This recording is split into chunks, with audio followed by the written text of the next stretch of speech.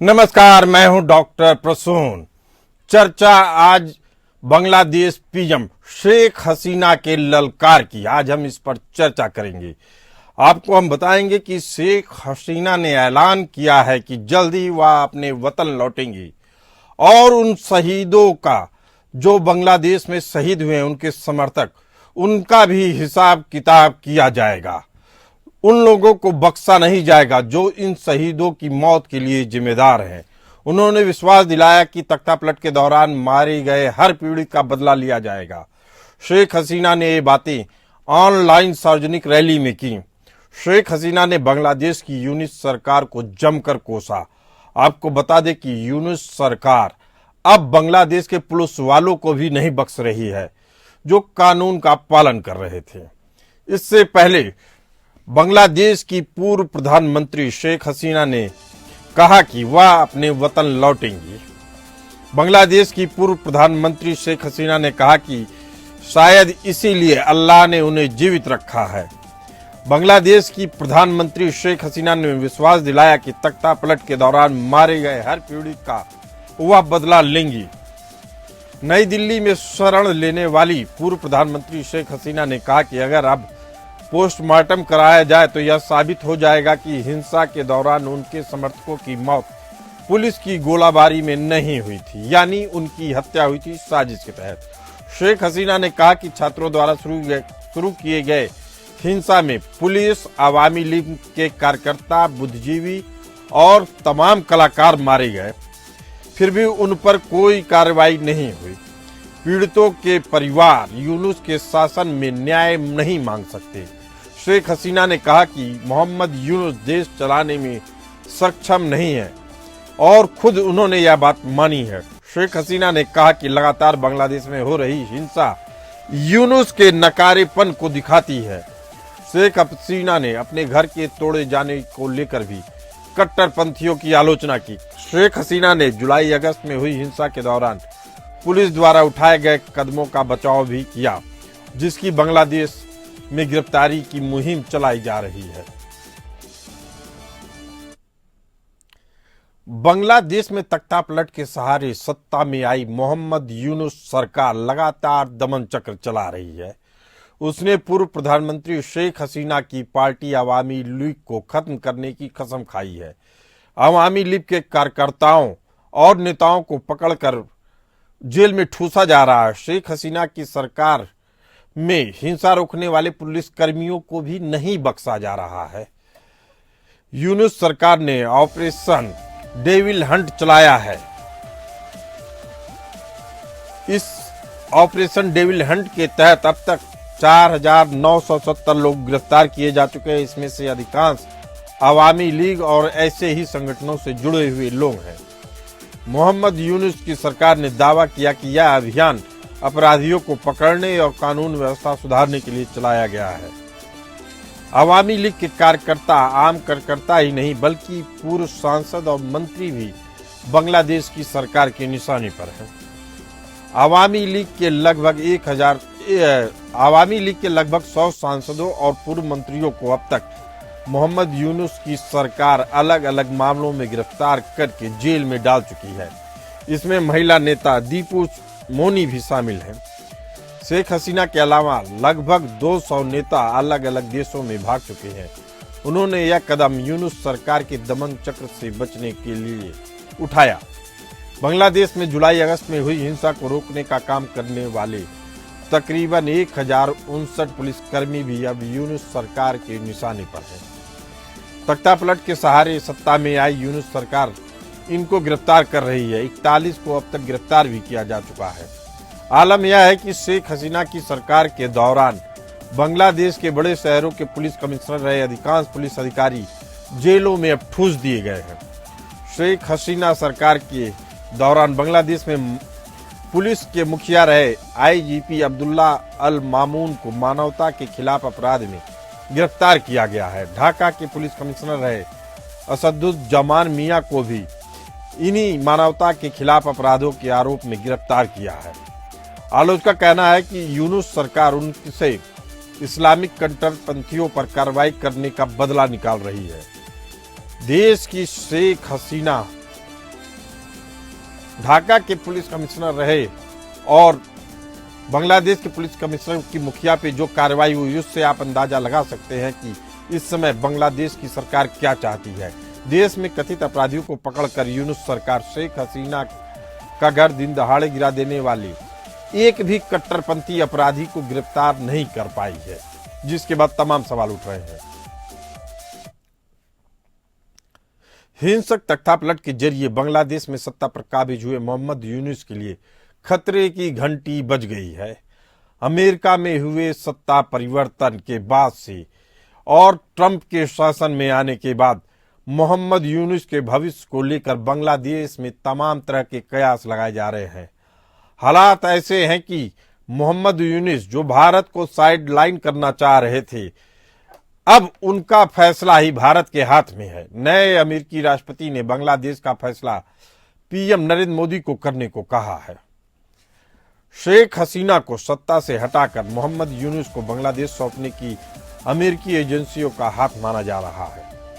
पश्चिमी मीडिया ने तख्तापलट से पहले लगातार शेख हसीना की सरकार को नकारात्मक तरीके से प्रस्तुत करने में कोई कोर कसर नहीं छोड़ी थी। अमेरिकी एजेंसियों ने शेख हसीना के शासन के दौरान ही उनके कई करीबियों पर प्रतिबंध लगा दिए थे।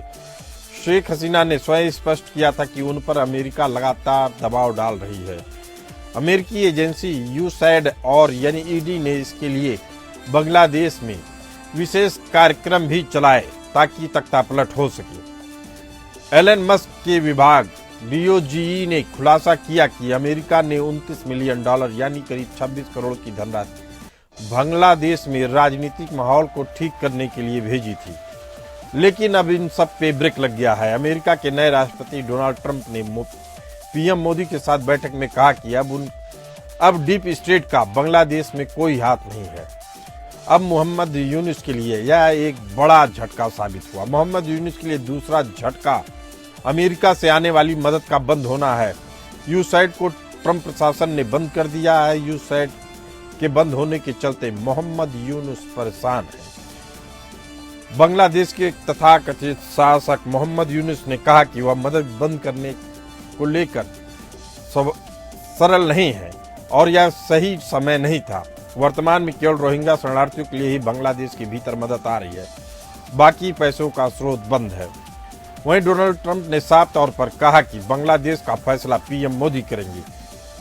अमेरिकी राष्ट्रपति का बांग्लादेश मामले में पीएम मोदी के हाथों में छोड़ना उनकी कूटनीतिक मजबूती को दर्शाता है। भारत बांग्लादेश में विकास के लिए लगातार कई प्रोजेक्ट चलाता रहा है। अमेरिका से मदद बंद होने के बाद अब बांग्लादेश के पास भारत के अलावा कोई दूसरा विकल्प नहीं है। वह पहले ही कई मामलों में भारत पर निर्भर है। भारत अब चाहेगा कि बांग्लादेश अपने यहाँ हो रहे हिंदुओं पर अत्याचार को रोके। हिंदू ही नहीं, अल्पसंख्यकों पर होने वाले तमाम अत्याचार को रोके और लगातार बढ़ते कट्टरपंथ पर लगाम लगाए।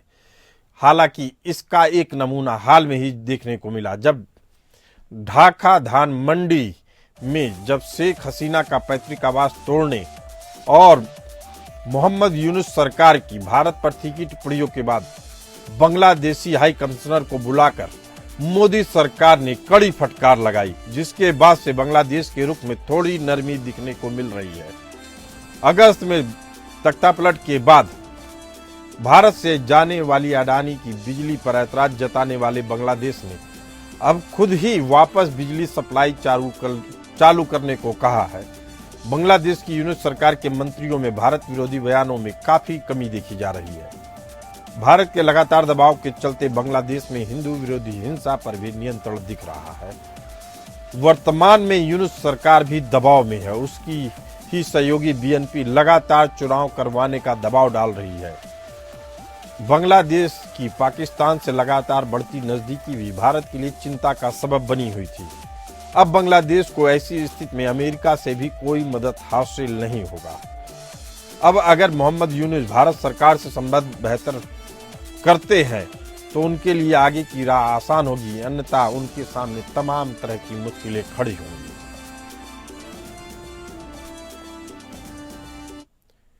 इसी मुद्दे पर चर्चा करने के लिए हमारे साथ मौजूद हैं retired group captain V N Jha ji, security expert, और दूसरा संजीव श्रीवास्तव जी, पूर्व राजनयिक। आप दोनों मेहमानों का बहुत बहुत स्वागत है।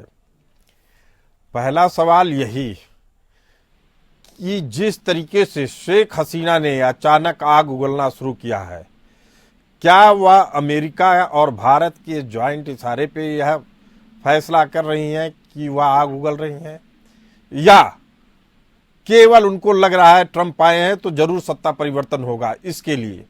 जी संजीव श्रीवास्तव जी, इसका जवाब आपसे चाहेंगे। जी देखिए, शेख हसीना इस बात को लेकर के आशान्वित हैं कि बांग्लादेश की जो स्थितियां हैं वो सुधरेंगी। और हाल के समय में जिस तरीके से अंतर्राष्ट्रीय समुदाय के दो बड़े राष्ट्र भारत और अमेरिका ने इस संदर्भ में आपस में विचार विमर्श किया है, और राष्ट्रपति डोनाल्ड ट्रंप ने जो भारत के ऊपर अपना भरोसा व्यक्त करते हुए पूरे इशूज को लेकर के भारत के साथ कोलैबोरेट करने की बात कही है, उससे ये बिल्कुल स्पष्ट है कि ये शेख हसीना के लिए अच्छी खबर है और शेख हसीना इससे उत्साहित है। ट्रंप के आने के बाद शेख हसीना की दोबारा सत्ता में वापसी की राह कितनी मुश्किल है? क्या क्या चुनौतियां झेलनी हो सकती हैं शेख हसीना को? संजीव जी देखिए, शेख हसीना की वापसी अवश्य होगी। वो दिन अवश्य आएगा कि शेख हसीना की वापसी बांग्लादेश में, जो कि उनकी मातृभूमि है, वहां पर होगी। और बांग्लादेश की जो वर्तमान समय में जो स्थितियां हैं वो अवश्य चिंताजनक हैं, और वहां पर जो कट्टरपंथी हैं, रेडिकल इस्लामिस्ट, अतिवादी, आतंकपरस्त जो ताकतें हैं वो अपने दबदबे को बढ़ाने की कोशिश कर रही हैं। लेकिन अब अमेरिका ने जिस तरीके का एक्शन लिया है, यूएसएड के द्वारा जो बांग्लादेश को जो बड़ी राशि दी जाती थी और जिसका की दुरुपयोग वहाँ की जो है ये कट्टरपंथी कर सकते थे, उस पर अमेरिका ने पूरी तरह से रोक लगा दी है। और अब भारत भी जिस तरीके से एक पूरे बांग्लादेश की स्थितियों को देख रहा है, और भारत ने इस संदर्भ में अपनी जो चेतावनियां जारी की हैं हिंदू कम्युनिटी पर, वहां जो हमले हो रहे हैं उसको लेकर के भारत ने अपनी चिंता भी व्यक्त की। तो जाहिर है कि भारत एक सवाल और उठता है संजीव श्रीवास्तव जी, यूनुस सरकार ने ऑपरेशन डेविल हंट चलाया है, लेकिन अब यही डेविल हंट यूनुस सरकार पर भारी पड़ रहा है। सोशल मीडिया में बताया जा रहा है कि आने वाले कुछ ही दिनों में एक बड़ा विद्रोह हो सकता है, या विद्रोह बांग्लादेश पुलिस कर्मी कर सकते हैं। आपको लगता है इस तरह की कयासबाजियों पे कोई दम है? देखिए प्रसून जी, अगर वास्तविक रूप से बांग्लादेश में कोई डेविल है तो ये जो रेडिकल इस्लामिस्ट, अतिवादी, आतंकपरस्त ताकतें, ये सबसे बड़े डेविल हैं। लेकिन इनके विरुद्ध कोई कार्रवाई न करके, जो कि डे वन से ये सारी स्थितियों के लिए जिम्मेदार हैं, वो शेख हसीना के समर्थकों के खिलाफ कार्रवाई कर रहे हैं, उन्हें फासिस्ट बता रहे हैं, उन्हें डेविल बता रहे हैं। और ये डेविल हंट की जो कार्रवाई है ये नितांत पक्षपातपूर्ण है, और जिसकी की आलोचना, जैसा कि आपने बताया, हर जगह हो रही। जो भी बांग्लादेश की लोकतंत्र को लेकर के और वहाँ की शांति और सुरक्षा को लेकर के, स्थिरता को लेकर के जो चिंतित लोग हैं, वो सभी ये जानते हैं कि ये डेविल हंट एक बायस्ड और एक पक्षपातपूर्ण कार्रवाई है, जो कि ये शेख हसीना की सरकार कट्टरपंथियों को खुश करने के लिए कर रही। और अवामी लीग, आपको लगता है कि ये कार्रवाई यूनुस सरकार पे भारी पड़ेगी? निसंदेह। देखिए, मेरा प्रसून जी, मेरा ऐसा मानना है कि ये जो यूनुस की सरकार के जो दिन है वो गिनती के हैं, और इनके पैरों के तले जमीन है वो खिसकती जा रही है। और अब अमेरिका और भारत ने भी इनके खिलाफ अब सख्ती वाला जो रुख है वो अपनाया जाएगा निसंदेह। और इस संदर्भ में अमेरिका और भारत के बीच में जो विमर्श हुआ है, जाहिर है कि उसके बारे में तो बहुत डिटेल पब्लिक में राष्ट्रपति ट्रंप ने नहीं कहा है, लेकिन इसमें कोई दो राय नहीं है कि यूनाइटेड स्टेट्स ऑफ अमेरिका और भारत इस संदर्भ में जो पर्दे के पीछे से जो बेस्ट वहां पर आतंकियों को डील करने के लिए, अतिवादी कट्टरपंथियों को डील करने के लिए किया जा सकता है, वो भारत और अमेरिका करेंगे। हमारे साथ मौजूद हैं वीएन झा साहब, रक्षा विशेषज्ञ। वीएन झा जी, शेख हसीना की वापसी को लेकर दो बड़े सवाल हैं। एक तो क्या वापसी के बाद अगर वह सत्ता में आती हैं तो पुलिस और सेना पर उनकी पकड़ मजबूत होगी या ढीली रहेगी? वह सवाल इसलिए उठ रहा है चूंकि बांग्लादेश की सेना का रुख अभी तक न्यूट्रल रहा है। वह जिस तरीके से बांग्लादेश में उपद्रव हो रहे हैं उसको कंट्रोल करने के मूड में बिल्कुल भी नहीं दिख रही है। यहां तक कि पुलिस प्रशासन पे जो कानून व्यवस्था बनाए रखना चाहते थे उन पर भी कार्रवाई उस मूक दर्शक बन के देख रही है। तो क्या लगता है कि सेना किसकी तरफ है और सेना का रुख क्या शेख हसीना की तरफ होगा अगर वह सत्ता में आती हैं तो? झा साहब। प्रसन्न जी, आप मुझे ग्रुप कैप्टन वीएन झा बुला सकते हैं। हम लोगों जी, की जी। सर्विस काफी लंबी रहेगी एयरफोर्स में। अब यूजुअली हम लोगों के साथ में हमारा रैंक जो है हमेशा लगा रहता है। जी, कोई बात नहीं। देखिए, जहाँ तक बांग्लादेशी सेना का सवाल है तो इसके ऊपर में भरोसा करना थोड़ा सा भी प्रीमेच्योर होगा, क्योंकि आपको याद होगा जब शेख हसीना को वहां से निकाला गया था या हटाया गया था या भागने की सलाह दी गई थी, वो सेना ने ही दी थी कि आपके लिए हेलीकॉप्टर हम यहाँ पे यहाँ खड़ी कर रहे हैं, आप यहाँ से निकल जाइए। और उसके बाद जो सेना का जितना सारा क्रम रहा, चाहे वो बैरक में रह के हो या बैरक से बाहर रहे, बैरक से जब बाहर आई सेना आने वाले कुछ दिनों में, जब ये उत्पात शुरू हुआ था, तो वहां भी हम देख रहे थे कि जिहादी बड़े आसानी से अपना जो उनका टेररिज्म का धंधा था वो कर रहे थे, और सेना उसके साथ थी लेकिन कुछ कर नहीं रही थी। ये नजारा हमने वहां पे बांग्लादेश के सड़कों में देखा है। वहां पे जो हिंदू प्रतिष्ठान थे, चाहे वो कृष्ण इस्कॉन टेम्पल था, जी जी जी हाँ, उनके साथ में हो या और कोई टेम्पल हो, वहां पे सेना थी सड़क पे, लेकिन ये जो जिहादी थे ये वहां पे उत्पात करते जा रहे थे। तो सेना एक मूक जो दर्शक बन के देख रही थी, जी, दर्शक बन के वहां पे खड़ी थी।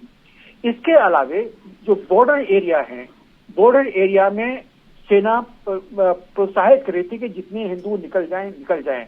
ये तो भारत की जो पैरामिलिट्री थी वहां पे बॉर्डर पे, उन्होंने उनको आने से मना किया था, और तब तक ये इंडिकेशन भारत से जा चुका था वहां रह रहे गैर मुस्लिमों को कि आप लोग 1,70,00,000 हैं, आप लोग अपने आप को संगठित कीजिए और लड़िए, क्योंकि आपकी जमीन वहां पे है, आप वहां के रहने वाले हैं, आपका सब कुछ वहां पे है, सब छोड़ के यहाँ पे आ जाएंगे। जिहादी इसको आराम से वैसे ही ले लेंगे जैसे कश्मीर में हुआ था।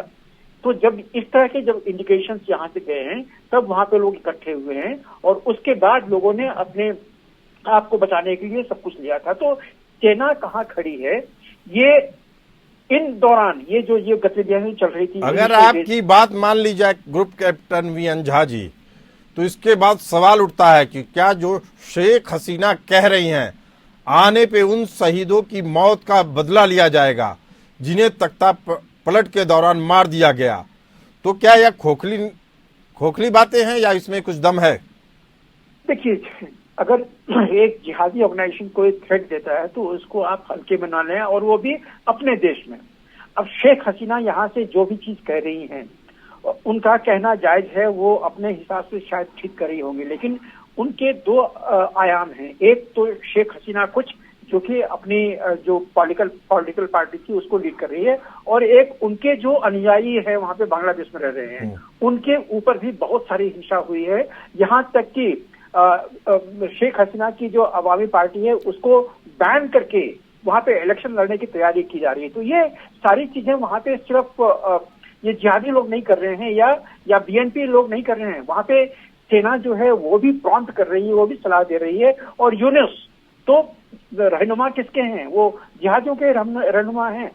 तो ये सब कुछ उनके हिसाब से हो रहा है। तो जब आपका ये मूल प्रश्न है कि क्या सेना वहां पे खड़ी होगी, सेना में भी कुछ ऐसे एलिमेंट्स हैं जो कि समर्थक थे शेख हसीना की, तो वो अब भी रहेंगे, क्योंकि जो वहां पे चाहते हैं कि बांग्लादेश में स्थिरता हो, बांग्लादेश प्रॉस्पर करे, वो अभी भी चाहते हैं कि शेख हसीना वापस आए। लेकिन जो लोग चाहते हैं कि बांग्लादेश में अब जिहादियों का शासन हो, वहां पे इनडायरेक्ट हुकूमत जो है वो पाकिस्तान के आईएसआई करे, तो वो उन्हीं दिनों से 1971 से ही जमात की जो फैक्शंस हैं वहां पे, वो जमात के फैक्शंस वो अभी तब भी वहां पे पाकिस्तान की बात मान रहे थे, और आज भी पाकिस्तान के इशारे पे वो चलने के लिए तैयार हैं। तो जो बेसिक क्वेश्चन आपका था कि क्या सेना शेख हसीना के साथ खड़ी होगी, इसके दो भाग हैं। जो लॉयलिस्ट हैं वो उनके साथ में होंगी, जो वहां पे रेडिकल इस्लाम को लाने देना चाहते हैं, बहुत बड़ा भाग है सेना में। मतलब सेना का जो रुख है आपके हिसाब से कि जो गुट सत्ता में रहेगा उसका लाभ पाएगा, जो दूसरा विरोधी गुट है वह इंतजार करेगा कि दूसरा गुट आए। संजीव श्रीवास्तव जी हमारे साथ मौजूद हैं, पूर्व राजनयिक है, उन्होंने बहुत उतार चढ़ाव देखा दुनिया के संबंधों में, दुनिया की सरकारों में। संजीव जी आपसे समझना चाहेंगे, अगर सत्ता का परिवर्तन होता है बांग्लादेश में तो वह कैसे परिवर्तन को शामिल किया जाएगा बांग्लादेश में, आपसे समझना चाहेंगे। देखिए, बांग्लादेश में जो परिवर्तन अगर किया जाना है और जिसके के लिए भी नितांत आवश्यकता है कि उसके जो है प्रयास और अधिक तेज किए जाएं, तो वहां पर सबसे पहले जो एक कट्टरवादियों की जो साजिशें चल रही हैं उनके ऊपर कार्रवाई करनी होगी, उनके ऊपर जो है सख्त रुख अपनाना होगा।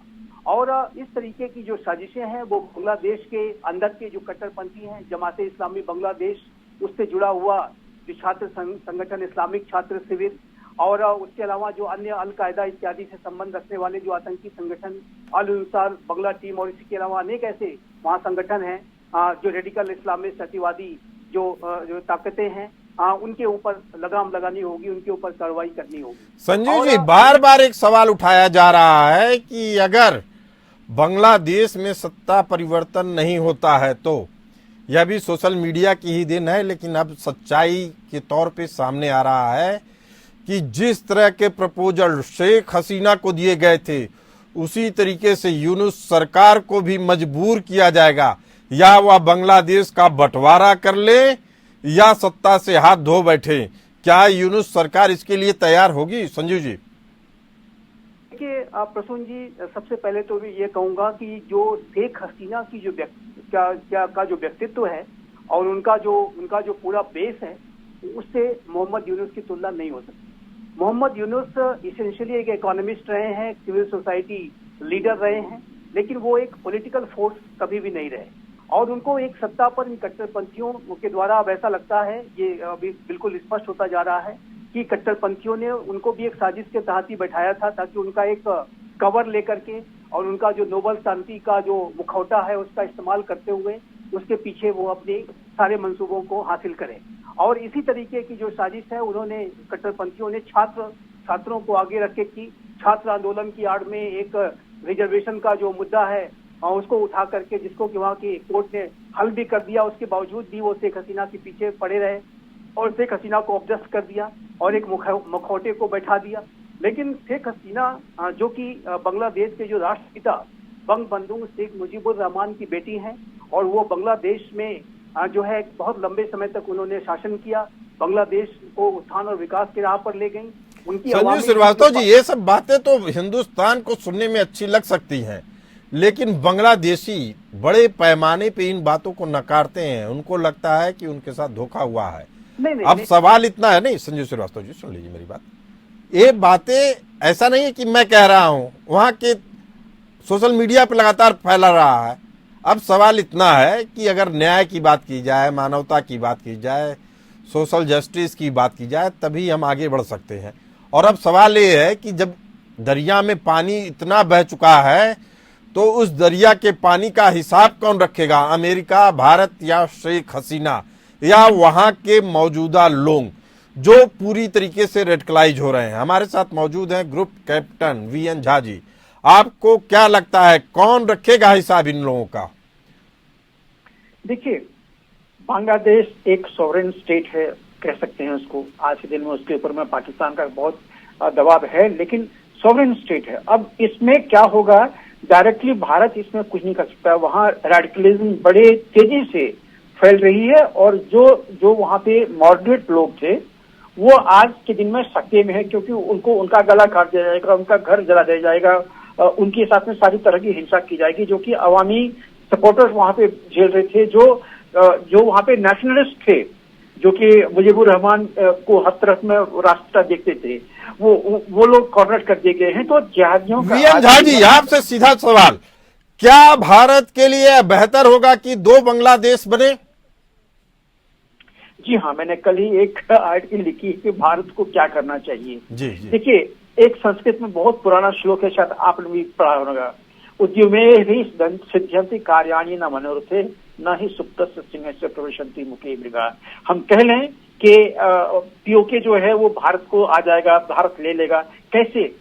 एफर्ट तो करनी पड़ेगी, और वही चीज वही नियम जो लागू होता है बांग्लादेश में।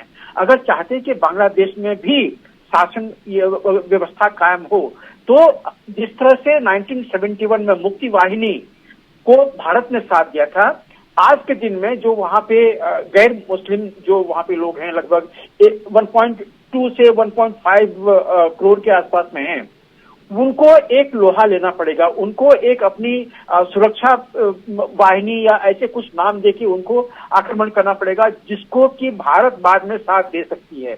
और उसके बाद अगर ऐसा हो गया है तो फिर बांग्लादेश का जो उत्तर पश्चिमी जो एरिया है, उस उत्तर पश्चिमी एरिया में काफी लाजमी है कि भारत आने वाले महीनों में या सालों में इस रक्षा वाहिनी को अपना साथ दे और वहां पे साथ दे। लेकिन आने वाले समय में ग्रुप कैप्टन वीएन झा जी, इसकी कुछ बड़ी चुनौतियां हैं जो संजीव श्रीवास्तव जी से समझना चाहेंगे। जी संजीव जी। देखिए प्रसून जी, मैं ये कहना चाह रहा था कि जो बांग्लादेश में अगर कट्टरपंथी ये सोच रहे हैं कि वो पूरे बांग्लादेश को रेडिकलाइज कर लेंगे, तो उसमें मुझे नहीं लगता कि वो सफल होने जा रहे हैं। अवामी लीग के बहुत बड़ी संख्या में वहाँ सपोर्टर्स हैं और उन सपोर्टर्स की आवाज को दबाया जा रहा है। और सोशल मीडिया की आपने जो बात कही है, सोशल मीडिया में भी फेक न्यूज, प्रोपेगेंडा इत्यादि को फैला करके और शेख हसीना और उनकी पार्टी को लगातार टारगेट किया जा रहा है। बंगबंधु शेख मुजीबुर रहमान की प्रतिमाओं को तो गिराया ही गया, उनके घर जो धानमंडी को भी टारगेट अब किया गया है। और ये जो डेविल हंट जो चल रहा है वो भी शेख हसीना के समर्थकों को टारगेट करने का ही एक जो है। झा साहब कुछ कहना चाह रहे हैं, एक मिनट संजीव जी। झा साहब बोलिए। जी प्रसून जी, इसके श्रीवास्तव जी काफी ज्यादा अनुभव रखते हैं, लेकिन मैं सीधा एकदम लेटेस्ट आपको एग्जाम्पल दूंगा सीरिया का। सीरिया में किस तरह से ये जो 71 जिहादी ऑर्गेनाइजेशंस का तहरीर का जो ग्रुप था, वो आए और रातों रात उन्होंने कब्जा कर लिया, सब कुछ हटा दिया वहां से। तो ये जो हम जिहादियों का जानते हैं, आज के दिन में बांग्लादेश में भी लगभग 1.5 दर्जन जिहादी हैं। जमाते उल मुजाहिदीन, हिफाजत इस्लाम। तो इसके जरिए क्या कहना चाह रहे हैं?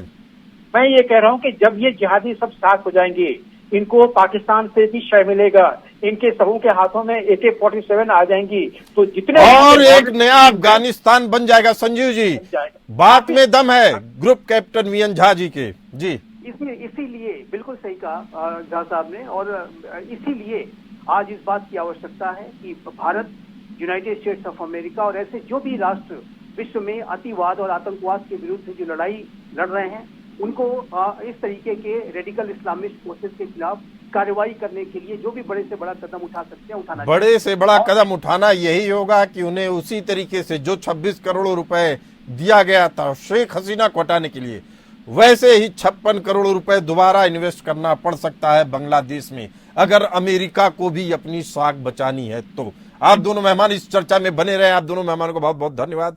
फिलहाल इस चर्चा में इतना ही, हमें दीजिए इजाजत। चलते रहिए APN न्यूज के साथ।